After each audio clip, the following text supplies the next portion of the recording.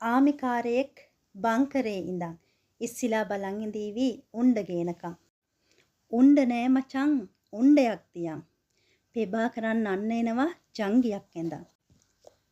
30 වසරක් යුද්ධය නිමා කරපු අපේ රටේ රණවිරුවන්ට හරි ලස්සන්ට පද පේලි ගලපලා ලස්සන ගී පද ලියලා තියෙනවා. හැබැයි ඒවා සමහර මිනිසුන්ට ලස්සන වුණාට මේ සමාජයේ ගොඩක් මිනිසුන්ට ලස්සන නැහැ. ඇස්මස්ලේ දන් දීලා අපේ ජීවිත වෙනුවෙන් කැප කරපු ඒ ආදරණීය රණවිරුවන්ට අද සමාජයේ ගොඩාක් මිනිස්සු මේ විදිහට පහර දෙනවා. ඒ පදවැල් වලට නටන මිනිස්සුත් මේ විදිහට පදවැල් ගොතලා ගීත නිර්මාණ මිනිස්සුත් දැනගන්න ඕනේ. එදා 30 වසරක් යුද්ධ කරේ අපේ රණවිරුවෝ අපි නිසා කියන එක. ඒ අපහාස කරපු ගීතවලට නර්තනයෙන් දායක වෙන අයගෙන් මම අහන්නේ ඕගොල්ලෝ කවදාවත් දැකලා නැද්ද සීල් තියලා රණවිරුවෙක් තමන්ගේ ගමට එනවා. නැත්තම් අල්ලපු ගමේ නැත්තම් රටේ ඒ වගේම අපි වෙන අතපය නැතිව ජීවත් වෙන අපේ ආදරණීය රණවිරුවන් කවදාවත් දැකලා නැද්ද? මම කියන්නේ මට නම් ඒ අය මිහිපිට දෙවිවරු. ඒගොල්ලෝ නැතිනම් අද මම හුස්ම ගන්නෙ නැහැ.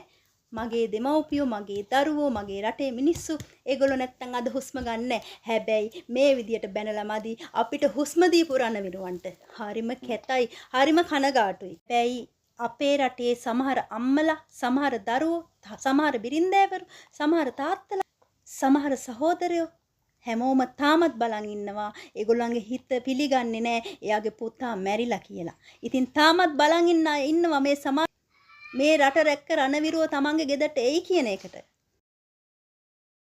ඒ වගේම කියන්න කැමති අපේ රණවිරුවන්ට උණ්ඩ ඕනේ නැහැ. පෙබා කරන් මොන විදිහටවත් මරලා දැම්මනේ. හතුරු නසන්නට මේ රට බේර ගන්නට උණ්ඩ හොයන්නේ කෙලින්ම ඉස්සරහට ගිහිලා සටන් කරනවා. ඉතින් ඒ රණවිරුවන්ට පද හදන්න එපා. ඒ රණවිරුවන් අගේ කරන වසර 16ක් අදට. වසර 16ක් දැනට මේ රට ආරක්ෂා කරලා දීලා අපිට හුස්ම දීලා. ඒ රණවිරුවන් පාගා දමන්න එපා. මෙහෙම ගීත නිර්මාණ කරන්න එපා. මේවට නටන්න එපා. අගයක් නැති මිනිස්සු, දුකක් නැති මිනිස්සු හෙට අනිද්දා අපිට පහර දෙන්න තවත් මිනිස්සු ආපු දවසකට තේරෙයි. හැබැයි එදාට වැඩක් නැහැ. හොඳට මතක තියාගන්න මේ රට රැකි රණවිරුවන්ට ආදරය කරන්න. ආදරෙන් බලා ගන්න, ගරු කරන්න. එතකොට මේ සමාජය ගොඩක් ලස්සනයි. මම මේ අවසන් වශයෙන් මේ සියලුම මගේ රණවිරියෝ සියලු දෙනාටම යෝධ බල යෝධ ශක්තිය ලැබේවා කියලා හදවතින් ප්‍රාර්ථනා කරනවා මේ රට රකින්නට. මගේ උත්තමාචාරය මම හිස නම ආචාර කරනවා මගේ ආදරණීය රණවිරුවන්ට.